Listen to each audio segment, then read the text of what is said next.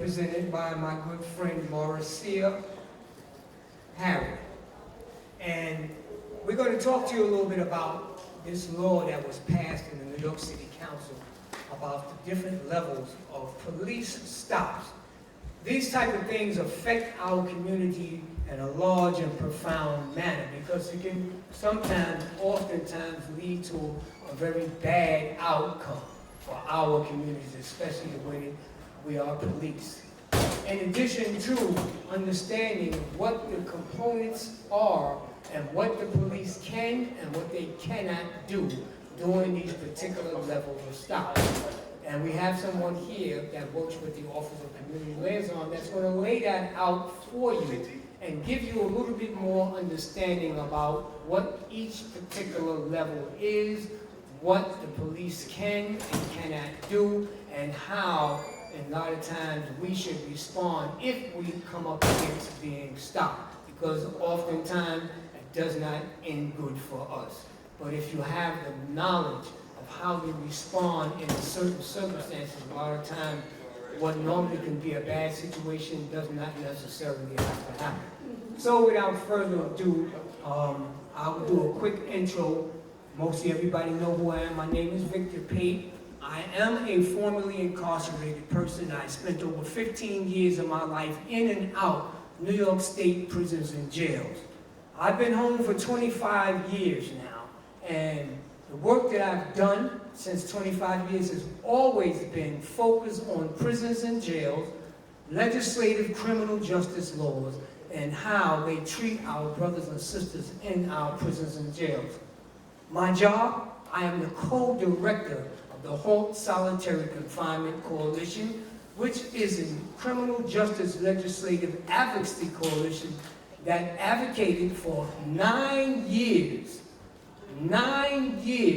to get a bill passed in the New York State Legislature in 2021 that ended the ability of the New York State prisons to keep people in long-term solitary confinement.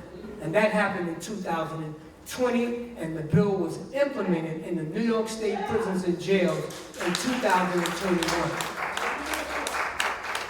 So, to expand a little bit further on that, my work expands not only in the local level and the state level, it also expands to the federal level. We also now have a bill that's called End Solitary on the federal level that applies to federal prisons as well as ICE detention centers and all other detention centers that are under federal jurisdiction. So we have a bill pending now on the federal level that we're trying to get passed. The state level bill was passed in 2021. Now, 2022, we got a bill passed on the local level by the city council that's called Local Law 42. What Local Law 42 is a city focused bill that ends people being placed in solitary confinement on Rikers Island. However, our good mayor seemed fit when the day came, the day before the day came, before the bill was supposed to be implemented, he introduced a stop, which basically means a temporary stop from the bill being implemented. So what it means is they still do solitary on Rikers Island, as a result of him putting in this temporary stop. Since the date of implementation, every week he has continued to renew this halt on this Local Law 42 being implemented on Rikers Island, which basically means people are still being tortured, people are still being abused, people are still being beat up, people are still being starved. But we ain't finished with it because we was in court yesterday to do the oral arguments because Mayor Adams sued by Night Clue, he was sued by Legal Aid, he was sued by, I think, New York County defendants, or it's 3 legal agencies that have sued him because of him putting this here in place that stops them from implementing that bill. I don't know the outcome of what the oral arguments are at this particular time, although I was at the courthouse doing a rally yesterday morning to bring attention to this. So I said all that to say is that the work of the Second Chance Committee, and my members here, stand up who's here, Second Chance, Brenda Dox, Mary Arnold, Selena Fulford, John Royster, Brenda Ricketts, and Jay Spencer. These are my team. And I know, I'm sorry. I apologize. These are my team who do the work with me and support the work that we do. We are also connected with a larger collaborative of advocates and organizations that are focused on changing this miserable criminal justice system that does not give our people a fair chance at redemption. Yes, there should be systems of accountability. How those systems of accountability are played out and what happens to the people makes a big difference in terms of what happens for people after they come home and the opportunities they have when they come home. Redemption, accountability, rehabilitation. That's what the carceral system should be about. Unfortunately, that's not the case. I can tell you that from first-hand experience, that had I not been the person I am, had it not been for God, I might not be here to tell you the story that I'm telling you right now. So, without further ado, I'm going to bring up Mauricia. Thank you so much.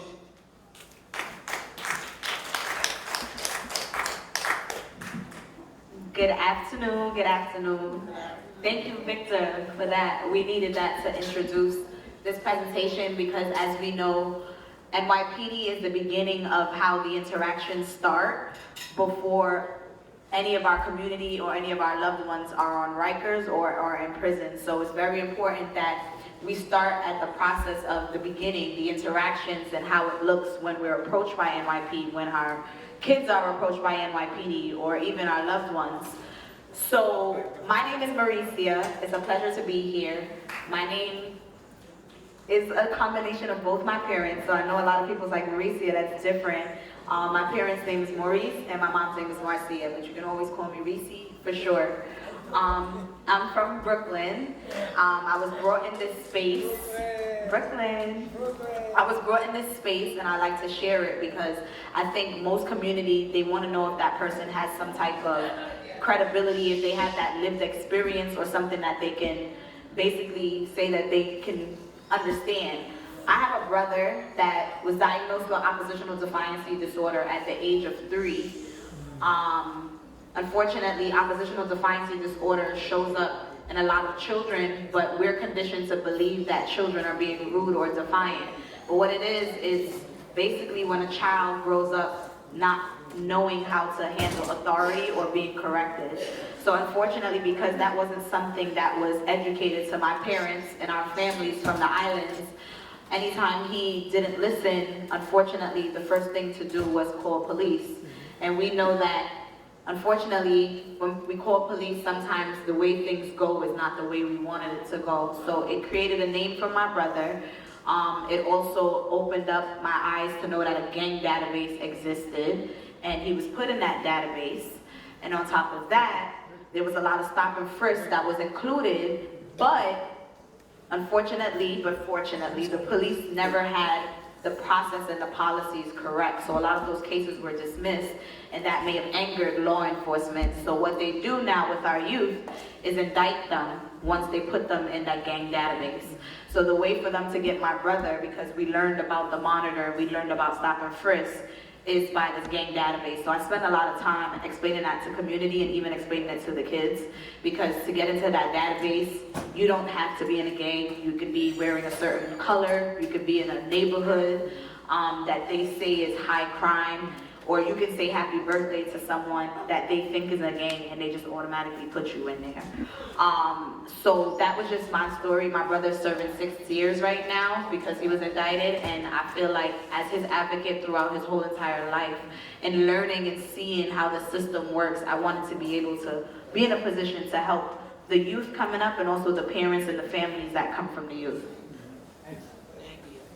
So my office is the Office of the Community Liaison. We were appointed by the federal court, because as we know, there's pictures around, and I know everybody here knows that stop and frisk years, decades ago was just very high and was just very unconstitutional. There were times that we drove around and we just seen a bunch of men just on the wall with their hands up and just being searched and not knowing why. Yes. Absolutely. So over 13 years now, August will make 13 years that community and plaintiffs went to the judge and said, we have enough body cam footage to show, not body cam, but recordings from our phone to show that stops are very unconstitutional. People are being stopped for the color of their skin and not for any type of credible reason. As a result, the judge was able to review everything that the community said and said that we have a lawsuit, a litigation against NYPD because it was enough to say so. So with that being said, they literally came up with one lawsuit called the Floyd litigation. Has anyone heard about Floyd? No. Vic heard about Floyd. What do you know about Floyd? Not a lot, but I heard about it. All right, so Floyd is one of the lawsuits as it pertains to stop and frisk, but street encounters. So street encounters meaning if you're walking outside, if you're in the train station, anything that you're just walking on ground, not in a building, just walking and the cops want to stop you. Then there were two other lawsuits called Davis and Ligon. Davis is strictly for NYCHA trespassing because back then we knew there was something called Operation Clean Halls. When you're in NYCHA and you're hanging around what they think is loitering, at the time officers could have stopped you and searched you. Because they were using that to aggressively search people, they stopped Operation Clean Halls in 2020.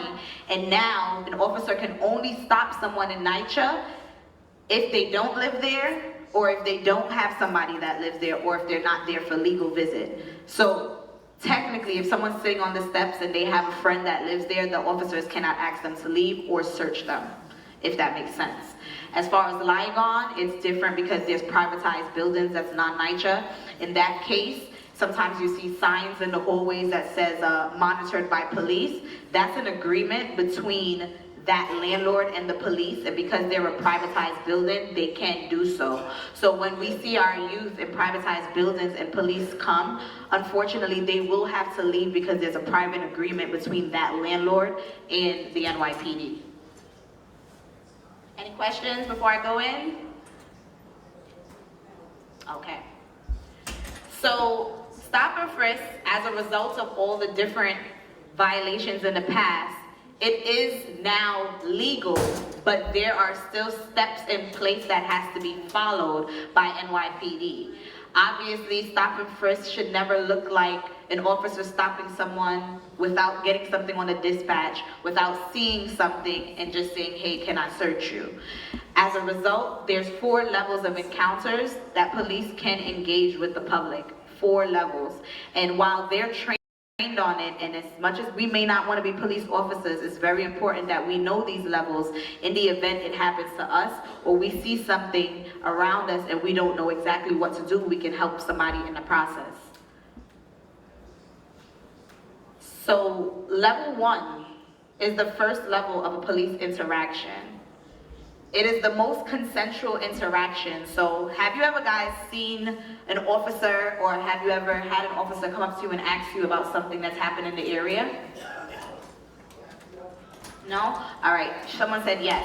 So there may be times, let's just say there's a fight or shots ring off at the corner, and we're in the neighborhood and the officers weren't there when it happened, so they get that call or they heard it from blocks away. Their job is to respond to it, but now because they don't know who did it, they have to ask community to canvass and find questions to see if they can match up what happened. However, it's your job to pick whether you want to have a conversation or not. Because at all levels, you have your right to remain silent. Some people, they want to be a good Samaritan and help because it could be a welfare check. It doesn't necessarily have to be a shooting. That's literally like a high case scenario.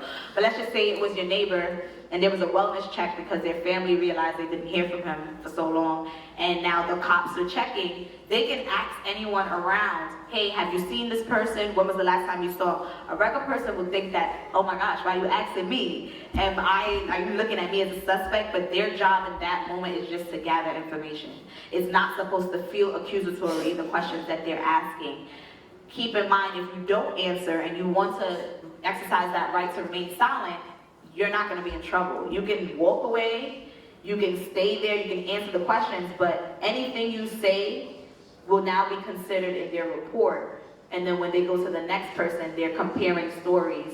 So sometimes it can work out, and sometimes it can't work in your favor, because now if somebody else has conflicting stories to what you say, you're part of that investigation. And that is something we try to explain to the youths, because most times when youths are stopped by NYPD, there's one fear, or there's no respect. They feel like they don't have to engage. But if they even listened a little bit and listened to the questions, they should know their rights in that moment to say, I'm exercising my right to walk away, not run. Because if you run from the officers, it will probe suspicion. Now they can pursue you and get to the next level. Or, unfortunately, because I've been in NYPD training, and the reason why I do it is because I feel that I could learn these rights, but if I'm in their training, I get to see what they're telling them. Because we can know our rights all we want, but if you're in there and seeing what that instructor is telling them, then you'll gauge it. And what I'm seeing is they're training them in fear, telling them that the community is very scary and people are angry and they're gonna hurt them. So most times these officers come in our community, they do things we don't like, they're aggressive, but it's because they already pulled them up and pushed fear into their hearts. So with the levels of encounters, the level 1, you're not to be searched. They cannot ask you for ID. You can walk away. However, if they ask for your name, you can and should provide it. Because at that point, we don't know if something came through on the dispatch that mentioned your name, and at that point, they have to compare. But like I said, it's not mandatory for you to consult or even speak to the police, because you have your right to remain silent. Can I ask you a question? Mm-hmm. So that police training you was talking about, is that open to the public?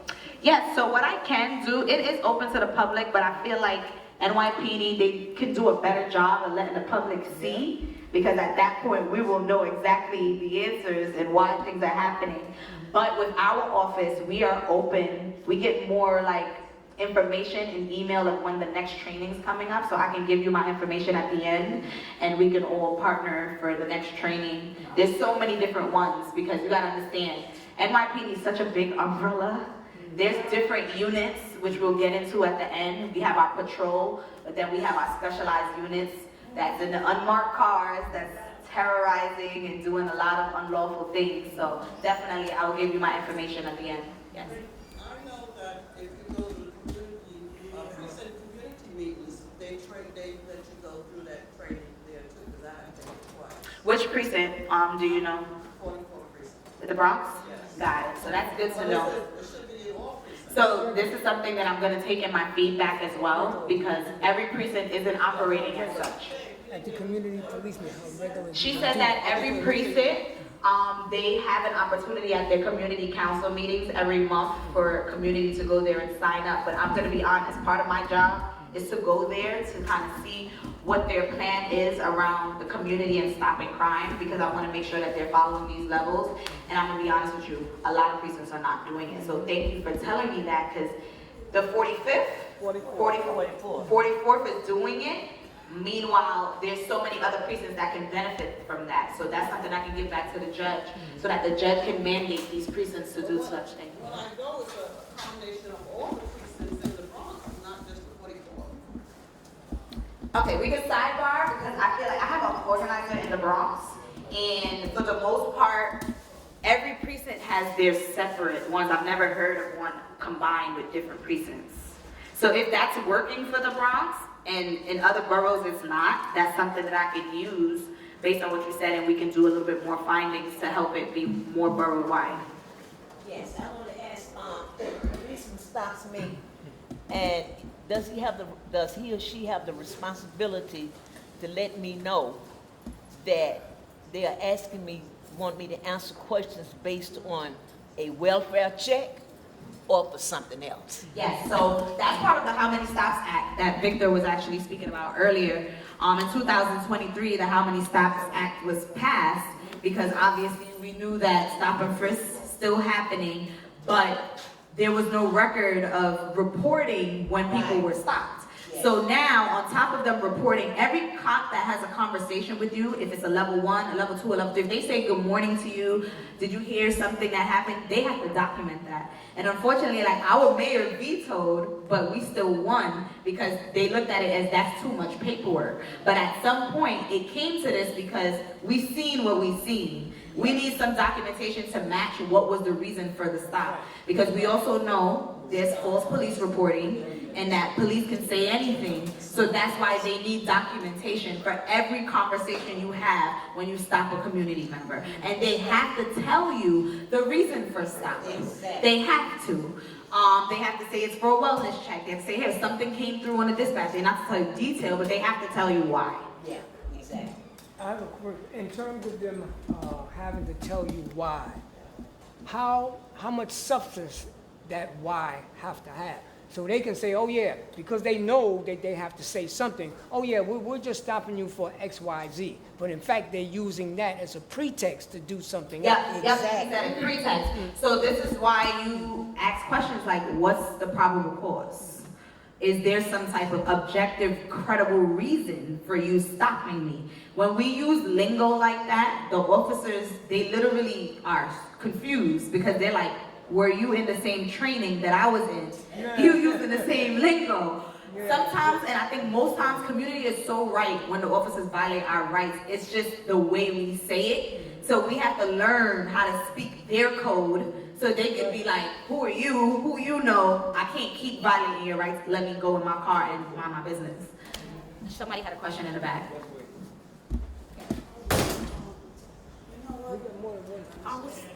I helped a sister out, because she was saying that earlier we had saying something about the man was in her building. And she said the officer came to, two officers came to her building and said the man wasn't doing nothing. So she didn't want to call back, so I called. And she gave me her address and I called. So the second officer must have came out and took a look. I said, because he shouldn't be in the building. He doesn't live there. He's loitering. It doesn't matter if it's in the building. It's just like even with people, the doors are not being locked. They don't care, because I live in development too. And if I can't, I'm not afraid of no cops. We came from cops. My family was in the precinct. We just knew better when we knew better not to be doing things wrong in the streets. We grew up like that from the whole school. No, I get it, and I don't want it to make it seem like I'm against the police, because I know there's times that the community needs reinforcement or help or de-escalation from the police, but when there's people that's like sleeping in the hallways and have nowhere to go, I know it's a little frustrating because like you live in a building, we don't know, we have children passing, things like that. But something that I would recommend, just because we know that the people really have nowhere to go, the system is tough, like it's hard for me to get a shelter. Try to call 311 versus 911. She did. Because it's a hit or miss. The officer may not take it as serious and then you still have the problem, or they might actually violate that homeless person's rights. And I know you want your issue to be addressed, but try to call them and see if there's services for him to have somewhere to stay if possible. Yeah, because even that incident happened in my cousin's building, and I called. I had called. And then even with my building, my neighbor, she knew I was going back out. And she's like, Sandra, don't go back out right now. Somebody is knocking on the door. Somebody just knocked on her door, my neighbor's door. And he said he was an older man. He wanted water. He had a water bottle in his hand, a little plastic bottle of water. And he knocked on her door. She didn't open it because she has children. And also she knows I'm an elderly, senior. And I know it's a lot of fear that comes in because we don't know what people are going through in their minds. But at the same time, we want to protect that homeless person because that interaction with the police could go left if we call on them and they really have no resources. Yes.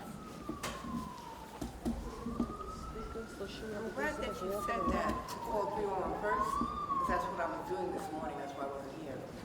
I have a person who lives in the building and he is tearing down the apartment. He is going berserk, morning, afternoon, evening. And I know this because the apartment treatment program personnel came to get him out, but he barricaded himself into the apartment, and they called NYPD so they could come and get him.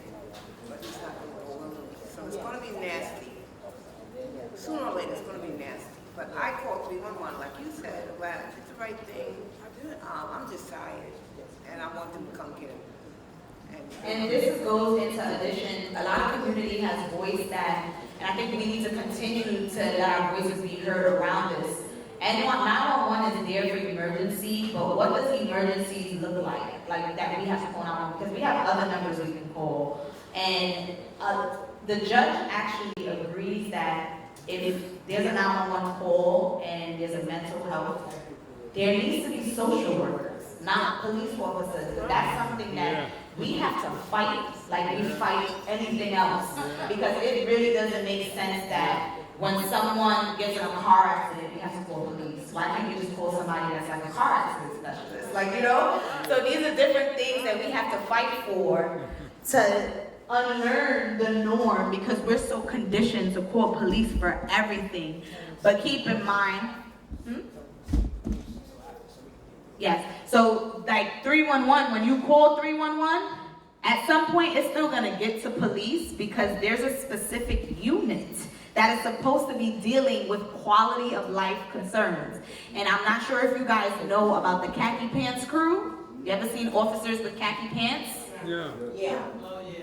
What do you guys usually see them do? Don't mess with them. Jump out. What he just said, don't mess with them. That's what the community tells me.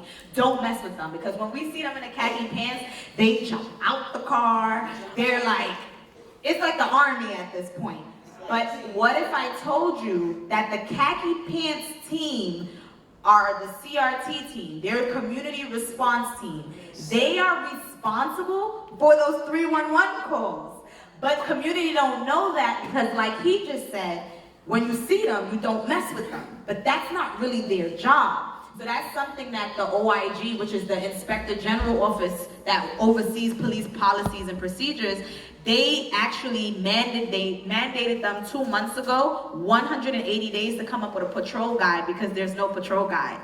So these are things that we need to know and educate ourselves as far as the different units, because when it comes to 311 calls, there is officers for that, but they're the tan pants officers. One quick session. I want us to get through this here, so can you all respectfully hold your person until she finishes the presentation? So that way we can get through all of the information that she has given. CRT, Community Response Team, khaki pants. They're responsible for quality of life, and I'm sure you guys know that the police commissioner just literally added another unit for quality of life when it was not necessarily necessary, because we already had one. So these are things that the monitor is overlooking. And as much as they didn't roll it out full 5 boroughs, it's already active in Queens, and we're trying to ensure that it's not piloted any further, because there's a unit for that already. We don't need to be hyper police more than we already are. Got it. So now, level 2. Level 2 is when there's founded suspicion. So founded suspicion can come in the event. Doesn't mean that you're actually a suspect, but it means that maybe something came through on the dispatch. We had a conversation earlier that there sometimes can be someone in the community calling anonymous, or there could be a verified caller. It's up to police's, oh, I don't know what happened. It's up to police's discretion to say, hey, I think that this person that's calling on an anonymous is telling the truth, or they're not telling the truth.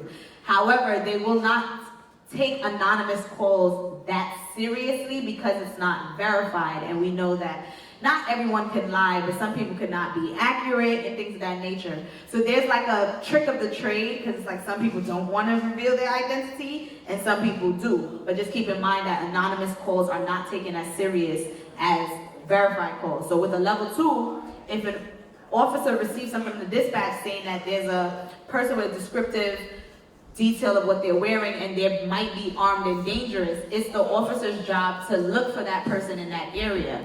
Now, just like you said, when they stop you, they have to tell you, hey, we just got a call, we just got to follow the process just to make sure that, you know, you're not armed and dangerous because we got a call. That person might be like, I'm really not armed and dangerous. At that moment, because that call came through and the officer is now having a conversation, while they're having a conversation, they're supposed to be observing, not saying that you're a suspect. So while they're observing, they're looking to see if you have any bulges on your sides, in your areas. They can't just go and search you just because the person said you're armed and dangerous, because while they're stopping you, they're observing. Now, a bulge in our pants could mean several different things. It could be a phone, it could be a wallet, it could be anything in your pocket. But keep in mind, it has to be L-shaped for a gun. Other weapons can be not a gun, but at some point for a gun, if you think it's armed and dangerous based on the call, it has to be an L-shape. Now, when an officer approaches, they have to ask to frisk that area. They can't just go in and search for their safety and for yours. Because it could be something that can hurt them, it could be something that can scratch them. But at that point, they have to frisk it to get some type of mindset of what that could be before they just go in. Oftentimes, we see a lot of people just getting searched. Just searched, not even asked. Questions after. Jane, can she finish? Please? Yeah. Question is this: in the wintertime, person is wearing a coat. How can they tell whether it's Yeah. wait until afterwards, Jay? So in the wintertime, it's hard to tell, but remember, they still have to go based on a call. They still have to approach the person. They don't have to search right away, but they have to ask questions like, do you have anything that may harm me? Without just assuming you do and just going to search you. Because Excuse me, I got to do this here. Because see, I think that oftentimes, maybe you don't hear or you don't understand. So I would like for her to get through this, right? Then we can ask questions and be more interactive. Okay, so respectfully, please hold your questions till she finishes the presentation. That way we can get through, you can get the information, and that way you will have more informed information to ask your questions. Respectfully. Thank you. I got it. So with the level 2, like I was saying, we see oftentimes people are just being searched. Like they jump out the car, there's not even a conversation. They just roll up on you and search you. But in that, with a level 2, it still matters because of what they saw. It could be a handshake they seen at the corner store. They might think it's a drug interaction.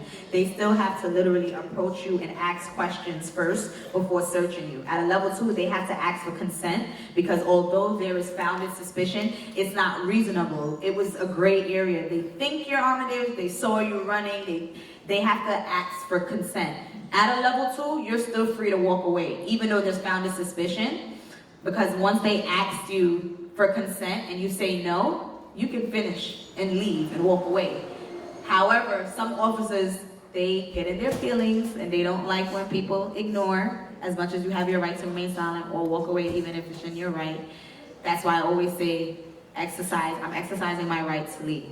If they say you can't leave, then you ask them, am I detained? Because the only way you could be detained is at a level 3. Because at a level 1 and level 2, you're free to walk away because they're just trying to find out what's going on.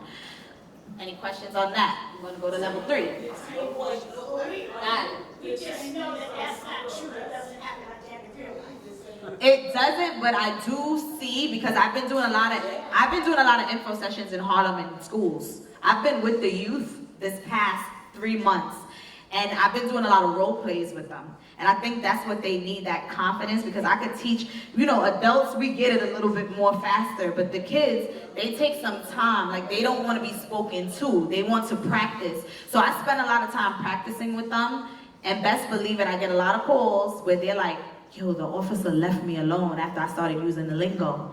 So you have to literally get familiar. It's not something that you're gonna get in this one presentation. That's why I have the papers and we practice and make perfect. So there's a Right to Know Act. Do you guys know about the Right to Know Act?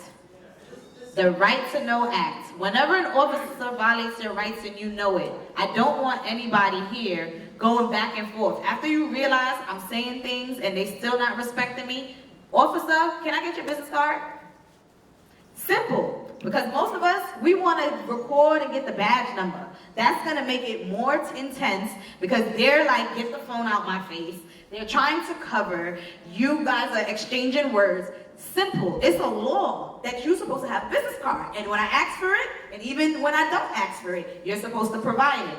At that point, they have to give it to you. I've never seen a community member ask for a business card and never been given to it. Because I've also realized that cops know that we don't know that they have business cards. So the more and more I educate the community about that, is the more business cards I've been getting from community, because now the officer's like, how do you know that? Can't.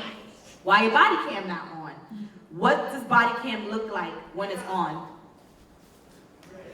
This is the question. Is a red light solid or blinking? What is a green light? Victor said it. Green light means it's on, and it's backwards because we look at the traffic light. Green light means go, and red light means stop, right? But red blinking means recording. Red solid means activated, need one press just for it to be blinking. Green means it's on but on standby. So these are things that we need to unfortunately remind them, because in some cases, some people are not great with processes, police officers, and sometimes it's intentional not to put it on. And because we are so caught up in the argument and them violating our rights, we forget that that camera is literally not on. So most times, we gotta learn how to speak to them and say, officer, I'm not gonna engage with you anymore until that camera's on. And I know it's not on because it's not blinking, right? At that point, what could they really say? And then at that point, you tell them, well, you know, the monitor is not gonna like this. These are things that they get trained in their training. They're scared of the monitor. They don't like the fact that there's a monitor. But our community needs to start speaking up, and it's not about going tit for tat, but you need to know the knowledge that you're gonna throw back at them so that they gotta understand. You leave me alone or you're gonna do your job. I'm a cameraman. I'd be totally confused with that. What you mean? Green light being standby? On the body cam, yes. On Yes. now, I'm a cameraman. I'd be totally confused. Yeah. And I'm gonna be honest, before working in this space, I thought that the red light blinking means it's not recording. Yeah. But it actually is. If you think red, it's blinking, it's defective, but that means it's recording. A blinking red light is recording. Mm-hmm. Solid red light, it's on, and needs one more button to be activated. Because remember, when it's blinking in a circle, it's looping. It's looping every 60 seconds. That's why. So a green light means what? It's on standby. Green is standby. Yeah, he's like confused, I get it. That's the same thing that happened with Robert. I was just about to say that. They If it wasn't did for not that. know that the camera was on. It was in standby mode. It was recording in clips as opposed to loops. just going consistently. That's how they got caught. Because they thought the body cams was off, and in fact they was on standby mode. And all the beat down that they gave that brother, they did not know it was being recorded. That's how they got caught. That's why we're gonna shut their butts down. For sure. Thank God for the body cam, because we know at one point, Victor, you could tell them, was body cams even existed when you were doing time? So it's like, think about those that didn't even have that.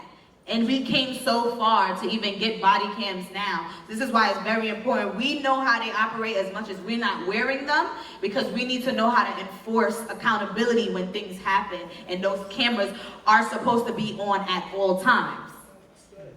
So a level 3 now, this is where you're detained. There's more accurate description. Maybe a retailer has video. A corner store has video of you creating a crime, and at that point, you're detained for more questioning. When they ask you more questions, it's more directed. They'll tell you, remove your hands out your pockets, versus at a level 2, they're asking you, do you have something that may harm me, because they're not sure. This one is a little bit more detailed. They may have seen you running after getting that call, or they may have seen you fiddling your pants. There's something that they get trained on called furtive movements. Furtive movements, to me, I hate it because everybody is different. My nerves, I bite my nails, not no more, but I used to. I might scratch my back. To the officers, you are about to do something to harm me. So it's very important, as much as your nerves may be going crazy, to try to keep still, keep your hands at a view, because they'll just assume anything, because they were trained that any type of movement is furtive movements. And keep in mind, we have a lot of people that's autistic or even with mental disabilities, and I hate that now, as we are learning more about mental health, people think that mental health looks a certain way. I can have a mental health disability standing here and you guys think I'm normal, right?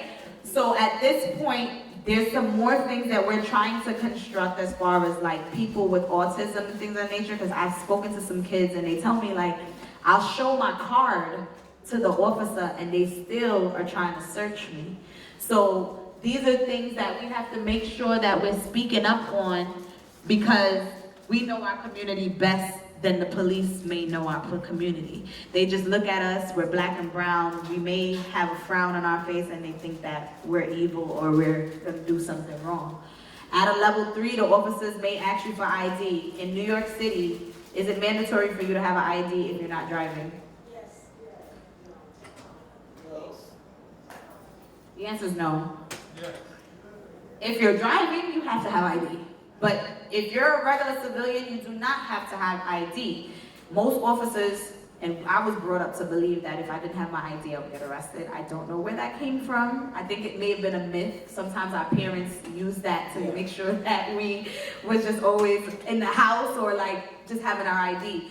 But the officers, if you don't have your ID, they can ask you for your name and your address, and you don't get a ticket for not having your ID. But keep in mind that you cannot give them a false name or refuse to give your name if you don't have an ID. State law is that you don't have to have an ID if you're not driving. I want everybody to carry an ID nowadays, because nobody abides by that. However, we got to look at what's happening in our community. So what I've been doing is speaking to the youth and asking them questions, because a lot of the youth don't work with ID. Yes. And I ask them why. And they tell me for many reasons. And one of the reasons, unfortunately, we got to get this gang violence out of our youth's minds, right? This beefing. They have so much beef out there that they're worried that if someone gets their ID, someone's going to know exactly where they live and where their family lives. And I understand that to an extent, because they're in a life that they have a choice, but they just don't have the direction. That's where they're accepted, and they don't walk with it because they know, like, I want to protect my family still. So that's why, like, I don't think that's the reason why the law exists, but it's not mandatory for you to have ID if you're not driving. Did this start? It's been like this for the past 4 to 5 years. Oh, Yeah. that's new. So these are things that we tell the youth, like if you don't have it, you're not going to get dinged for it, but you have to give them your name. Sometimes we have youth that be like, I'll give them a John Doe. But now if they give them John Doe, what if John Doe has priors? Now they're going to inherit those priors and get falsification and impersonation. So at that point, you don't want them to cough up all those other charges. So now with the level 3, there's a reasonable suspicion. They can stop and frisk you only if they see that bulge, but you're not free to leave. Detained does not mean you're arrested. It just means you cannot leave until I'm done with the end of this investigation.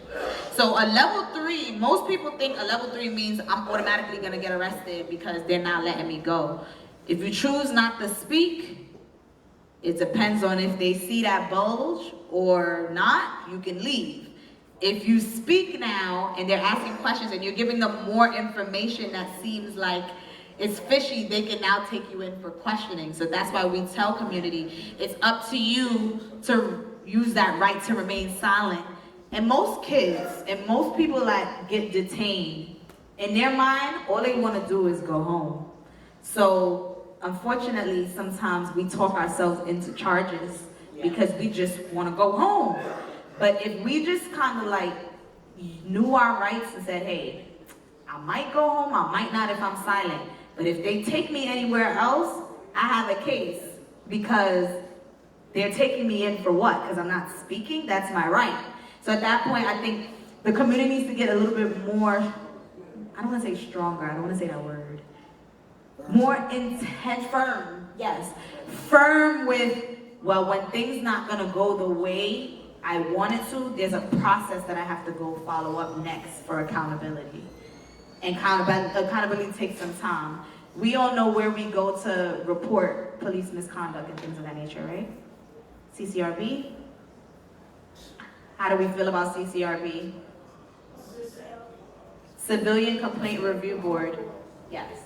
So that is an agency that is strictly run by the city to address police misconduct. Our office, we deal with just stop and frisk. Just stop and frisk, because we know that that program, that's a tactic that police use to aggressively police. But CCRB, they address a bigger umbrella of force of authority, abuse of authority, abuse of authority, discourtesy, and what's the other one? Oh, offensive language. So if an officer literally curses, uses racial slurs, that's an actual report that can result in accountability, and that can be a lawsuit, because that is something that they're not supposed to be doing. So it's force, abuse of authority, discourtesy, and offensive language. That's what the CCRB is responsible for. They're located on, I believe, 100 Church Street. That's where you would report any type of misconduct that you see. And you don't have to be the person that was literally violated. It could be you seeing something and don't know that person and say, hey, I have this video, I just want to report it so you guys see what's happening in this neighborhood. Because I feel like if we speak up more, and we don't have to know the person to directly help them, just show these agencies what's happening, because if we don't show them, they're thinking everything is happening all right. I'm gonna be honest. They saying crime is going down, and I don't know if I believe it all the way. They saying that on the news, but I don't believe it all the way. What do you guys think?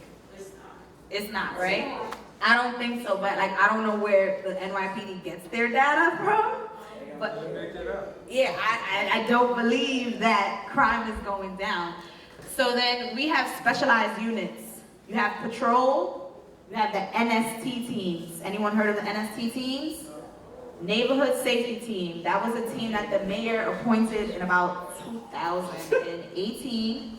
They drive around in unmarked cars, but they have a different police uniform. It's navy blue regular, but their shirt has police on the back.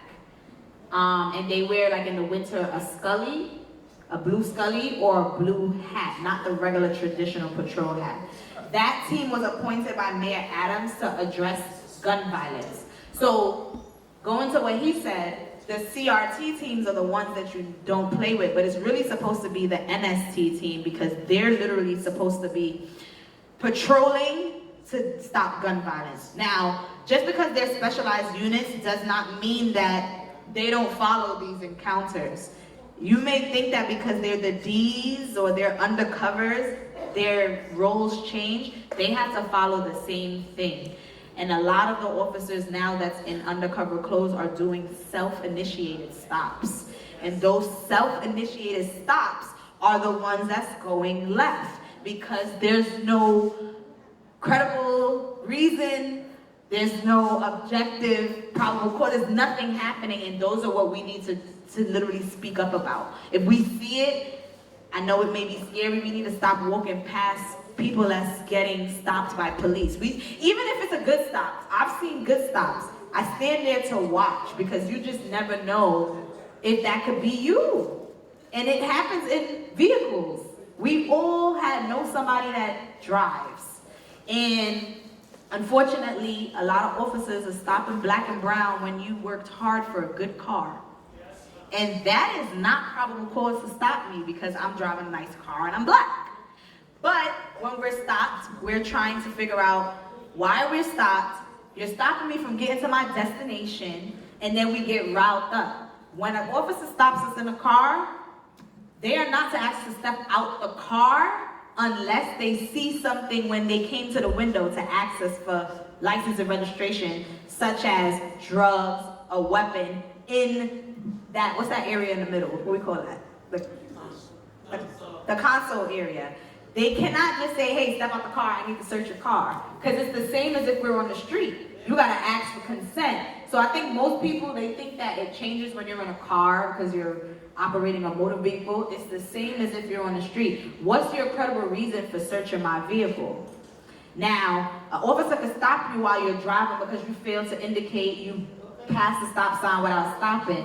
But at that point, they're to give you a summons for that, because that is a non-violent offense. Searching me means that that's violent. There's something I did that caused you to think I'm violent. If it's a moving violation or something I did on the street, you should just be giving me a summons. But what we're seeing, officers are using a lot of summons offenses to search people, and that's the issue, and that's what we are going back to the judge, and she's literally changing things around. Because I'm seeing a lot of people in the train, we don't pay your train fare. Should you get searched? No, because it's not violent. That should be a ticket and go out my way. But what we're seeing is people jumping over the turnstile, and then the officers is on the other side, and they just search them. That is totally unconstitutional. That's not supposed to happen. But most times we think so because we broke a law. That's just a summons. If we're driving in an Uber, if we're in an Uber as a passenger, and I've seen them target young black men because they have a ski mask on, and that's another practice that they use. Oh, you're wearing Nike tech suit. You're wearing a ski mask. You're armed and dangerous. So they see them in taxis, and who puts their seatbelt on in the back seat at all times? Listen, I give it to you. You need to teach me, because I've never done it. As a kid, the only way you put your seatbelt on is in the front. That's all I know. Gotta give me a minute at the end. So, officers are picking and choosing who they want to pull over that doesn't have a seatbelt on, so they can search you. Because I promise you, if it's me, they're not. And I don't want to say it because we're females, because there's some females that get stopped. Yes. But the chances of me versus my brother who dresses a certain way in their eyes, they're going to stop him and try to search him. So these are things that we got to speak up for community when we see things like this happen, because they should not be searching. That's just a summons. Listening to you, the obvious conclusion is that we need a dedicated education program to our young people. And I'm telling you everything you're telling me. The civic engagement that I engage in with young people, They need it. They're going to be coming to you. No, I'm coming. I'll be there. Just let me know. So when it comes to trains, we've seen in the train station that tables on the side, and we see like the officers and maybe like a guard or like the army, like the people with the big guns, National Guards. National Guards are not here for us, they're here for terrorists. So keep in mind, they are never to ask to search you or even talk to you, because they're there for terrorists. Now, the police that's standing there, it's very important you listen to this, because I even learned this recently in training. When you're because MTA is a private entity, that's the only way, if you don't have a car, to travel, unfortunately, and the prices keep going up, and it's not that safe. But for the most part, when they ask to search, it's to search your bag, not you. That's for terrorists. That has nothing to do with crime, like literally higher up terrorist threats. Now, if you refuse to give your bag to search on that table, the officers can tell you to leave that station. Because MTA, as much as we pay for it and it's our only transportation, they are private and they work with NYPD. However, you can leave, decline that search, and go to the nearest train station where there may not be an officer and you won't have an issue. But they can deny you from going through the turnstile, whether you have your fare or not, if you deny that search, because that's their partnership with MTA. So we're all clear on that. If you don't want to get searched and they're there asking to search your bag, you may leave and go to the nearest train station where you won't be searched if they don't have it set up there. You're saying MTA is private? That's how we've been in meetings with the NYPD law, the judge, and stuff like that. It's city, but it's private entity. That's their private stuff. It's like, give me an example. You go to the club, right? It's public. Everybody can buy their ticket, come in. But if the bouncers say they need to search you and you say, I don't want to be searched, you're not getting in. Yeah. You're not. But it's public for everybody, right? So they have it operating like a private entity so they can make their own rules. Yes. Pretty much the story that they thought they seen something went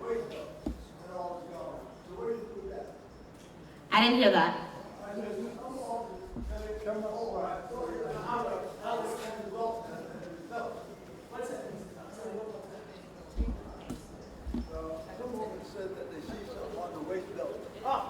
He's asking if they see something on your waist or something like that. What? So they have to actually have something that may harm you, but at that point they have to still use their eyes to make out that bulge. Now, if you say no and they still see something, they have to first before searching. But they have to ask. Now, for instance, I live in Route 95. I have a burgundy Grand Prix, brand new 69. They stopped me and told me they thought the car was in. Oh, that's different. That's different. Yeah. They thought the car was empty. Yeah, that's different. But do you know that police can lie? Like, they're human beings. They can't lie. Just because they're sworn in doesn't mean that they can't lie. They can't lie. Can't lie or they do. They can't. They're not exempt from lying. I remember when you came and talked to us. You didn't hear me. You didn't hear me. And we spoke about the body cam and about how with Robert Brooks, it was the body cam. It was not recording, but whatever the system is that they have that is technically recording, that it records in loops. Can you explain that, Claire? So the green standard means it's on standby. Red blinking means it's recording, but red standard, solid light, means that it needs one more press to now loop. But the thing about it is the people with Robert Brooks, it was on red. But with that one tap of a press, it just needed to be activated. But even though it's on standby, it's gonna do it on its own, but not record the full. So it was doing loops, and that's why we've seen it from all those different angles, because they had one more prompt to press it to activate it. But I think that a lot of law enforcement, they think that sometimes they're smarter than the technology, and the technology is smarter than them. So literally, it sucks that that happened to him, but imagine if that camera footage wasn't even there. We wouldn't have been where we at right now with Robert Brooks. Like, let's talk about it. It probably would have been, we would have heard about it and would have been finished in like a day or two because those footage was actually captured. So just keep in mind that when it's on a solid, the only time that it's not, you can't really say you're gonna get something is when it's green, because it's on standby. That means it's been on for a very long time, not activated, not touched. It could have been inactive for like an hour at that point. But once you see that red and it's solid, it's not recording, but it's not too far from catching little scenes. Because all it's gonna do is loop in little seconds. But the circle one that keeps going, it's just gonna happen over and over and over again. That's all I really have as far as the different levels. I have some handouts here because I know that these are things that we're not gonna remember just from one presentation. I would love to do a lot of work with you guys, especially if you have the keys to the youth. I know that this gentleman here told me that he has like a youth civic engagement program, and I feel like youth definitely should benefit from this because they're the ones that's outside more than us. They are the ones that go through a little different adversities than we do, and they don't know technically how to solve those adversities. So we need to show up in a way where we can put them in these rooms, but they can better tell us what's going on and how they feel and how they need us to show up for them. And they have their own culture of why they do things, like Yep. you said about the business with the ID. I mean, I never You'd be surprised. I learned a lot of stuff from the youth. Things that when I was a youth, I didn't even think of that. It's just like, I get sometimes the method to their madness, but they haven't matured all the way because they don't mature until they're 25. So at the same time, I have a open heart for them. Like, I don't say that they don't do no wrong. It's just that there's so much different things that they're learning. I think that culture has a big thing to do with it, and even generational cycles. So that's why we have to show up in a way that we couldn't even show up for ourselves at some point. That's all I got really for you guys. Thank you for There's a question right here. I just want to make a statement. And Kathy, you know this person that I'm about to say. Jean, you know Jean did. Me and her was just talking about this on the phone. And she made this statement that she said it's a war or contract rather. She says it's a contract on black men and women. And we know that some years ago, Reverend fought against Stop at First. So what happened to that? They knocked that out. That's no longer in active. They still can stop at first. Yeah, so stop and frisk is legal. Just the way they did it before is illegal, and now they have to follow certain levels and procedures to make sure that they're actually stop and frisking the right way. Well, and you guys are familiar with this too.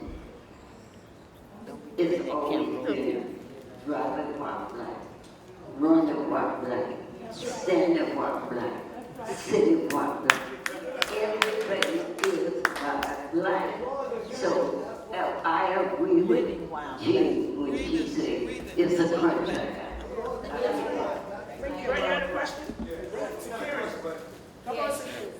Who's actually, come on. It's not a question, just a little bit. How y'all doing, everybody? I just wanted, the khaki guys, all that is a recycle. All that, there you go. That's like the anti-crime unit. Right, it's all what they're doing now, because back then when I was growing up, it was cocaine, and the crack cocaine came in, and they started this new program, TNT. So these guys in khaki are basically the same thing. All they did is just change the name. Yeah. They changed the name. The cops in uniforms is more softer, so they have a jurisdiction of what they can do to people. When you see the khaki, do not argue with them. They jurisdiction is a little bit like TNT. That's right. I see on social media, they will come after you. They will pull you out the car. I'll be honest, to add on to you, like I've been seeing the videos and the youth will tell you when the khaki team comes around, they're scared. You know why they're scared? Because the way they come around is to intimidate. First of all, their vehicle has tinted windows. So when they pull up, they roll their window, you see eyeballs. Most of the youth tell me they think it's somebody gonna kill them. Yes. Yeah. And that's how they get those kids with guns, because now they think it's somebody about to kill them, so they're about to react, and then now I'm police. You get what I'm saying? So it's like their tactics on how to approach is a way to backdoor them, but also violate their rights. And also the reason why, what you just said, they want the guns off the streets. That's the new unit on the streets. There's been so many killing in the Bronx. They just killed somebody, 42nd Street, point blank in the head. Somebody just cut. The guns are in the streets, and there's new units. Soon they hit, we coming. If they see you doing it, they're not asking questions for nothing. So just if you got cousins or anybody, just tell them, do the right thing out there, don't be acting stupid. They have to just deliver your butt out there. And we have a gun violence problem. I just feel like because it's so much problem, NYPD at times don't follow the policy to get to the problem. So instead because I've seen times where people were approached, stopped, and they recovered a weapon. However, it gets in front of a judge, and it gets suppressed because the police didn't follow the protocol. So it's not that we're against police as far as solving and making our streets safer, but there's a guideline in how you have to do it, how you have to engage, even with the criminals, because they're still people. So true. And they don't just wear khaki anymore. Innocent until Drake, you know them as khaki, but now they wear anything. Anything. So I wanted to, are you going back there to talk to somebody? Go ahead. Okay. So what I wanted to bring up, first I want to thank you for your presentation. Excellent. And so I formerly incarcerated. I've been in prison. And thank you. So I came home, right? And I was hit with a mountain of barriers. Okay, so to combat that barrier, you know, they have that saying, if you keep asking to be invited to the table, they keep saying no, then you get your own table.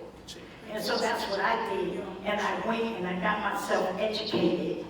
I earned 3 master's degrees. And so now, when I heard about this thing right here, I'm looking at it, your whole program to me is like, okay, here go another master's. So now I'm ready to get involved with you and take all these trainings because I want to get a master's degree in police. Listen. Psychology or whatever. But I want the degree. Exactly. And so I think this is important, and it's important for the youth, but it's also important for us as adults. Because the other day, when it was like 80-something degrees, right here on Lenox Avenue, as I was walking from 135th Street to 45th Street, I passed 3 incidents where adult men were being stopped by the police. I don't know what, occurred, but I know there was 3 incidents, and they were not youth, they were all adults. You know, the last one I seen was right here on 45th Street by the bus stop. They was arresting some man, I don't know what happened, but he was an adult. So I think that this information is good for us as well, just for black people, period.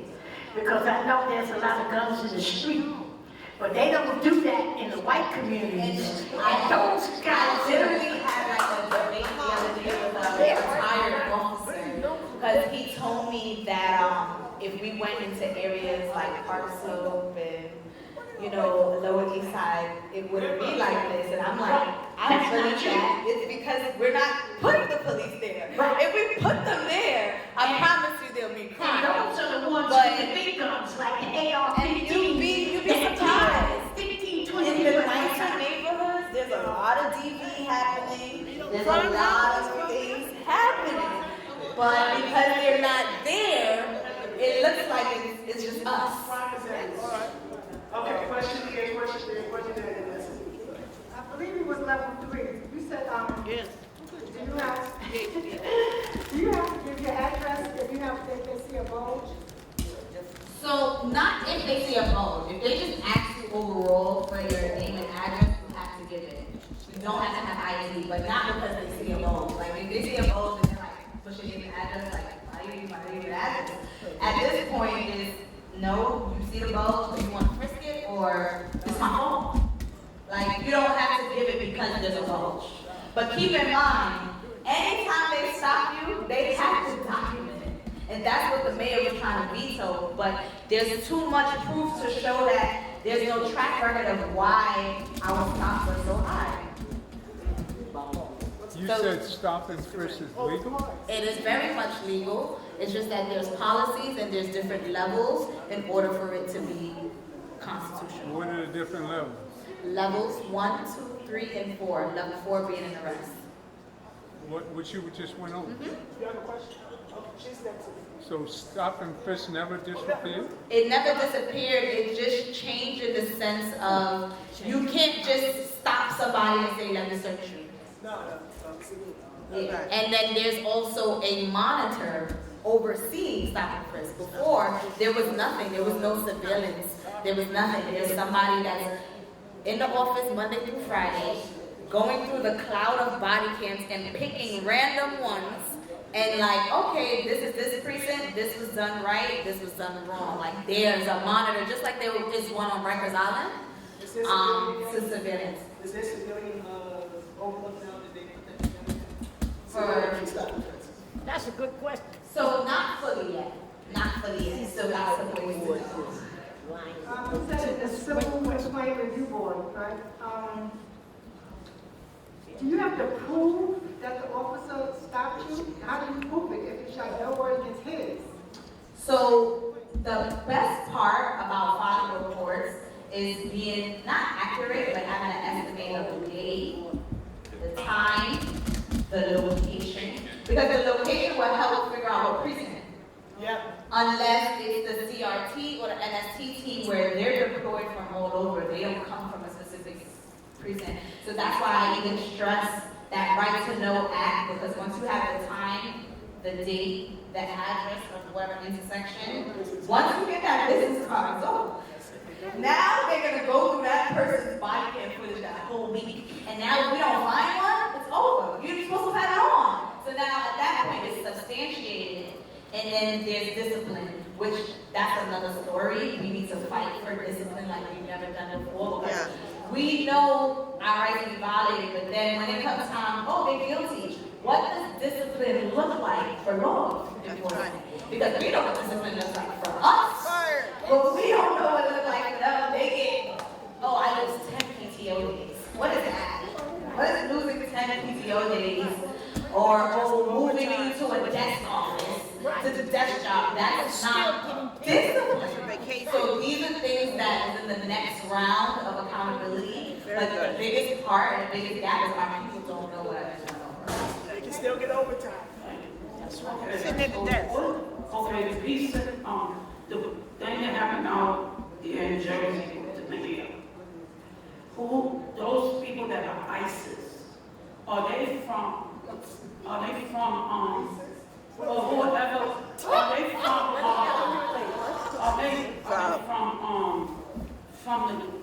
the president? From the president?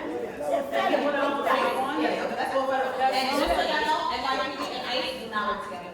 They're not supposed to, and they do not work together. Well, Unless you know something different. well, actually, I can tell you about this. ICE and NYPD are technically not supposed to work together. But our current mayor has given authorization for them to work without actually working. So that means they're working with each other, but they're not working with each other. They actually just arrested, ICE actually just went into Queens yesterday and arrested 2 or 3 students in the school where, guess what? NYPD, school safety, let them in. Yes. Which technically they're not supposed to do. And this is what we have to understand. They all connected the same way. Even school safety, because I go to these schools and I do these sessions, and like, if you know, do you know Eagle Academy on Edgecombe? I go there every week, and it breaks my heart to see how they're hyper-policing those youth, because there's no metal detectors in there. So we talk about guns and stuff like that, right? We know the kids have access. Why not put the metal detectors there? Instead, they move the metal detectors out, and what they have? Police in front of school. That's a problem. So it's like, y'all choose not to invest in metal detectors, but we need more police. And then as soon as the kids come out, we have police members following them, patrolling while they're home, and stuff like that. So these are the things that we have to pay attention and notice that school safety can somewhat, there's still an umbrella of NYPD, and it helps NYPD with certain things. School safety is still NYPD. Don't forget that. Like you said, as the students, they don't take their IDs, their school ID that put down. They don't want to lose it. You know, they're not carrying that when they're going to play basketball. But you think the school ID doesn't have your address either? I know, but it has the name on it. Then they're going to ask for the address too. That the police ask for name and address as well. So it's kind of, they don't want to lose it. That's why they're outside without ID, the children. They're outside without. You can give it though. You can give your information. Even if you don't have the ID, you won't get in trouble, right? No. You don't get in trouble. But give them your information. Don't come up with a fake name. If your name is not Lisa, your name is Sandra. Don't tell them your name is Lisa. See? Unless you want to go to jail. Yes. This is more of a statement than anything. All of this is politics. Yes, ma'am. War on drugs, tough on crime. It depends on what administration is in at any given time as to how the laws change, what they veto, what they fight against. Is all about the politics. It really isn't about the system, because some of the systems that are in place will function the way they should, if not for the people that are working in the capacities that they function in. yes. No, it's true. Lots of times in this job, like, we have a monitor. There's always going to be another way to finesse and find a way around. So we can always have a win. We got to prepare for another way for them to go around. Constant fight. Constant fight. You said that they supposed to get the time, Oh, yeah. the location, and whatever, but wouldn't it be good if they took the license plate of the car too? No, because different officers use different vehicles. Yeah, that's right. In one day, 6 different teams could use that vehicle. Yes. So I don't even care about the car. Just know that the right to know, business card, business card, business card. I treat them like I'm buying something. Let me get your business card. Like, That's good to know because all these years, I've never ever. we need to stop asking for their badge numbers and having the cameras in their face, because it's just that simple. Can I have your business card? That's the right to know, to have your business card.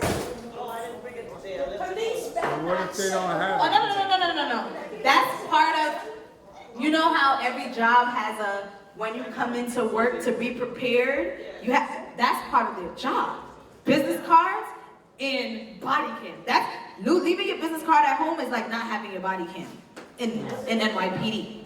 So it's no ifs, ands, or buts. You have to have it, non-negotiable. That's like them getting dressed and not coming out with their gun. You have to have your business card. And if you don't have it, I'm going to file a complaint, and that's going to be an issue because that city council passed that whole bill. You have to give it. I ran out. Well, guess what? Do you ever see any officer by themselves when they stopping somebody? Cool, let me get your business card. Because all of y'all not going to have no business cards. And they'll laugh at you. I think half of them will laugh at you. Yeah, at some point you don't have one? All right, can I have one? What's your name? But at that point, I don't even think you should get to that. Once you ask for a business card, you already got them stoked. Like, they know enough too much, they're going to give it to you. I give you, before I go, one last feedback. 3 days ago, somebody called me from Harlem on, where's the YMCA? Because I'm still learning Harlem. On that block, someone reached out to me last Saturday at 3 in the morning. So I'm going to give you guys my info because I understand. Sometimes the police be acting. Those are the hours. Those are the hours, and you best believe. Don't call me. No, but like think about. I wake up because it's just like that's when they strike, and that's when no one's up, and people don't have resources. So I make sure to always be up. Those are the times. But uncle had called me because his nephew was double parked on that block. That block is hard to get parked in, I know that, right? So it's hard to get, and especially with these congestion tolls, where are we going to park when people are parking for a whole week from Connecticut? No, but in general, we're seeing it all around. People that live in Connecticut and Pennsylvania is parking up for the whole week. Yep, and they doing that. So parking is tough. This gentleman, he was double parked. He had some tints. Cool, we know that there's tints you get a ticket for, right? So the CRT team with the khaki pants pulled up on him and was just like, your tints. So he's like, what about them? It's like license and registration. He gives it to them. They tell him, step out his car. He's like, I'm not consenting to the search because you came to me already for tints, right? Why you need to search me for tints? That's a ticket. Give me the ticket at this point and go about your way. So now what these officers did that was very smart, they called patrol backup. That was smart on their behalf. I'm going to tell you why. Because if they really wanted to, they could have just violated his rights right then and there. They tried to do it the right way and get patrol, because like he said, patrol's a little softer than CRT. So they got the patrol. Now it's about 10, 15 officers on the scene on last Saturday. So now the neighbors call his parents, his sister, like, yo, there's a lot of cops surrounding him. The sister comes downstairs, takes her camera out, records all the male officers, not one female officer in sight, tackles her, arrests her, frisk and search her as a woman, arrested both of them. The mom comes downstairs, says it's her car because she wanted her son to move the car, validates that. They still search the car, take the car to the impound. So now guess what? They call me, take it to the judge. Now we got them an attorney. They have a civil suit now. Good. That's right. So these is like, that's just a story of the process of how, we know that sometimes, and guess what? They asked for a business card and they got 4 of them. So even though their rights was violated, I'm gonna deal with you later. I'm gonna deal with you later. Don't go into that resisted arrest. Take it, and now they have a case. Anybody? Who else? Also, let me say this. If you see CRT, what do they stand for again? Community response. Community response. These are the people in the DT cars. Yeah. You also should know what the, well, you should know the law specifically, but you should also know the law around tents. No, you can have tents. There's a certain level. There's a certain level. Does anybody know what the level is?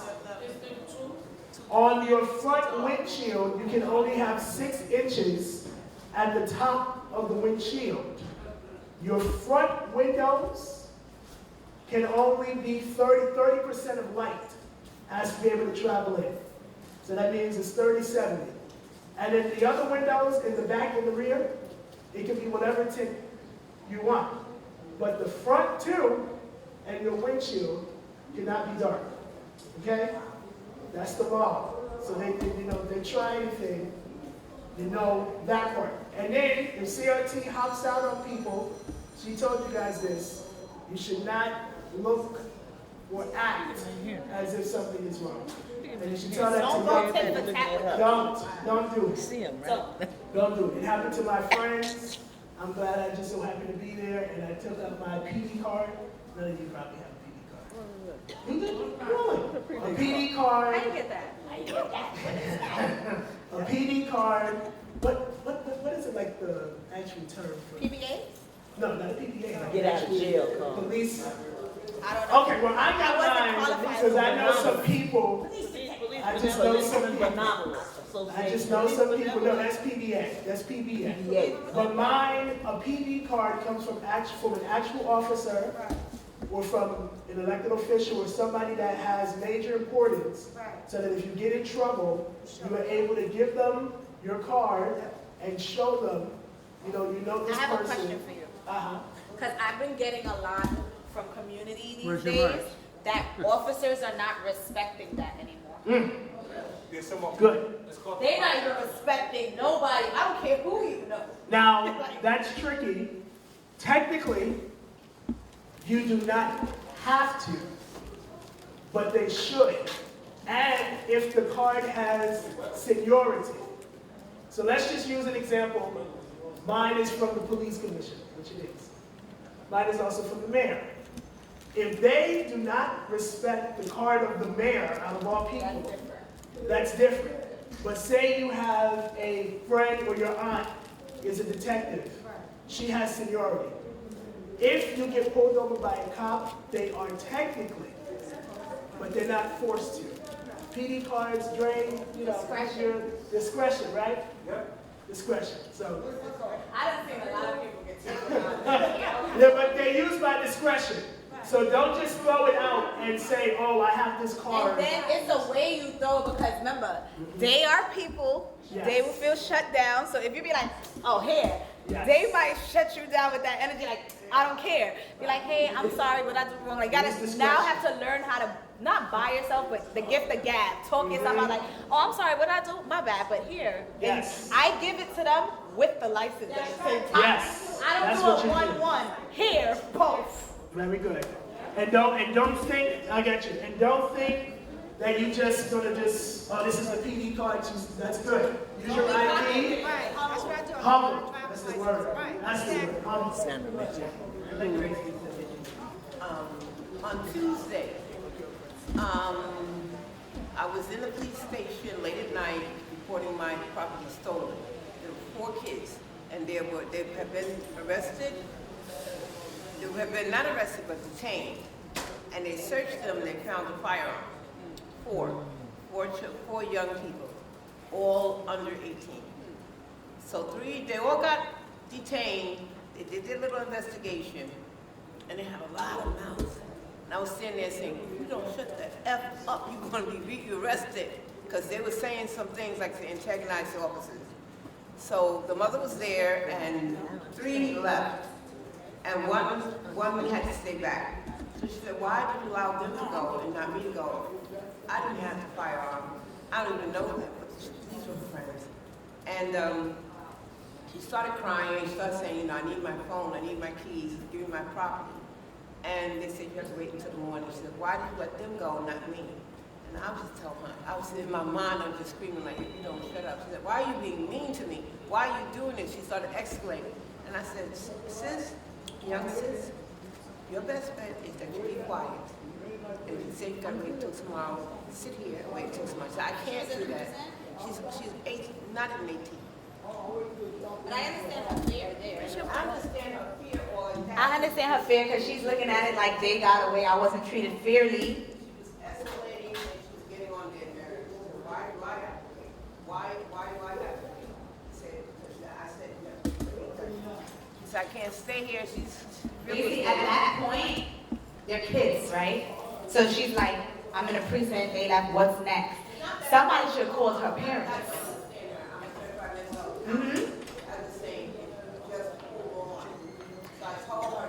I hear you, it's just hard for kids, like they're fearful. Like fearful.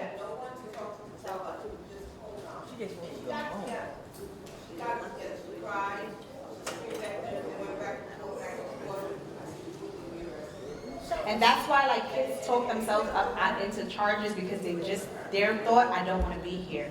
So I say anything you want me to say, not realizing it'll get them into more stuff. So it's just more de-escalating her because of fear.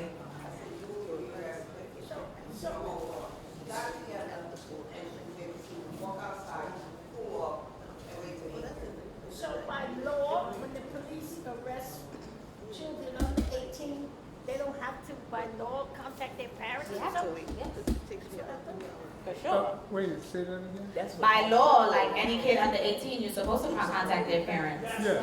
But the sad part is just, unfortunately, our police are in our neighborhoods so much that they know what's going on in our homes.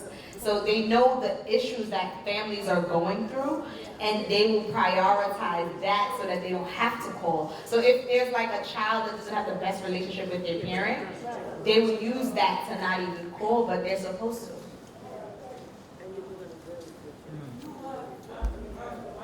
I look at the cards, you know, people that drive, and they have that sticker on their car with the police name, because they called me so I could, to give a donation to the police department. For what, if donating stuff to the police department, I see a lot of cops on the street now, you know, on different corners.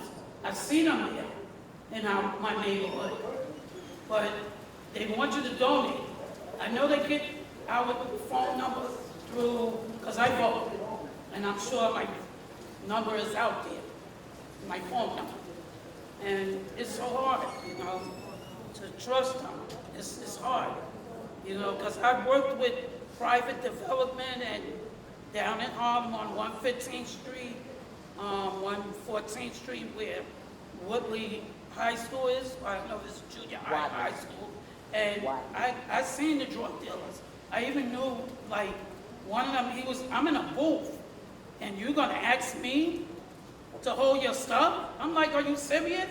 I got a family. I gotta pay rent. And they were out there, these people were out there many a times. I went to work 4 to 12, still had to work midnight over 8 because nobody didn't come to work. And they were out there, and like you said, they were out there a couple of years in 2004, and they had them against the wall, you know? But they're out there. So that wraps up the session, the workshop for today around police encounters. I can hear you. Yes, I can come anywhere, wherever you guys may be. I'm gonna give you guys my information if you need me to come to any schools, any after-school churches, wherever. And you can always partner with me on the side if you have any feedback around any precincts that you feel like need some reform, or any certain areas that you feel like you want to improve. Just please give me feedback. Can I have your card?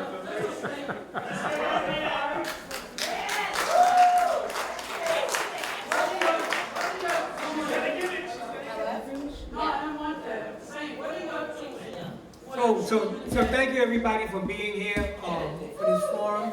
This is what we do. Can we bring her on? Can we bring her on the show? So this is, like I say, one of many. And of course I got to give my hand for my assistant here who really put a little extra something. So give yourselves an extra hand too for being here. And we thank you so much for being here and sharing space and time with us in this beautiful rainy day today. And also, if you didn't get a chance, so we got snacks back there, we got something left, we don't want to take nothing with us. But I think there's turkey sliders and some chips and some water. Please feel free to enjoy it, take something with you, and once again, be safe. Thank you so much for your support.